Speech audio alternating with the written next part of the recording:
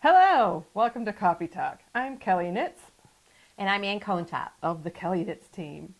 And today we're going to briefly talk about the State of Ohio's Residential Property Disclosure Form. It's a 5-page form. Actually, there's copies here. And it's required by the state of Ohio to be completed by anyone who lists their house. Actually, any owner who's selling their house, whether Right. they're selling by owner or with a realtor. Mm-hmm. So the most important thing really is that us as real estate professionals, or we, which is the proper English, as real estate professionals, we cannot write on this form. This has to be filled out by you. So we cannot have any influence on this at all as to the condition of your home. We really don't know, quite honestly. We haven't lived there. So it's up to you to fill this out to the best of your knowledge and accurately. And so the first thing that you want to do is fill out your name and address. And on each sequential page, you want to put your property address at the top where there's a space there for you to do that. Right. This form was revised in 2013, so it does have this here that is part of it has to be completed by the owner and the owner's name, the date, and then owner is or is not occupying the property. If occupying, since when? If not occupying, since what date? And that's important to be filled out because whether there's a tenant in there or if the home is sat vacant, that's something that people would want to know.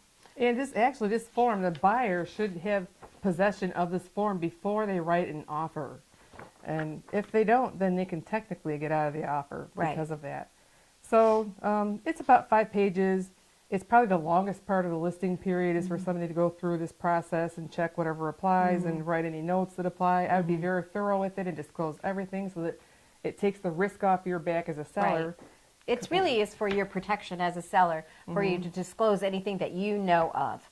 And it talks about the water supply, the sewer system, the roof, if any leakage in the roof, water intrusion of any kind, structural issues, if you know of any, wood destroying insects. Underground storage tanks, things like that. Right. Mechanical systems, if there's any issues with the refrigerator or the plumbing or the air conditioning, or the presence of any hazardous material if you're aware of that. So, the good thing about it is that, you will have to sign this, but by signing it, it doesn't mean that you accept the property in that condition. It just means that you've read the property disclosure form. You still have the right to have your home inspection. It doesn't mean that you're accepting all of these, whatever derogatory reporting on the report there are or is.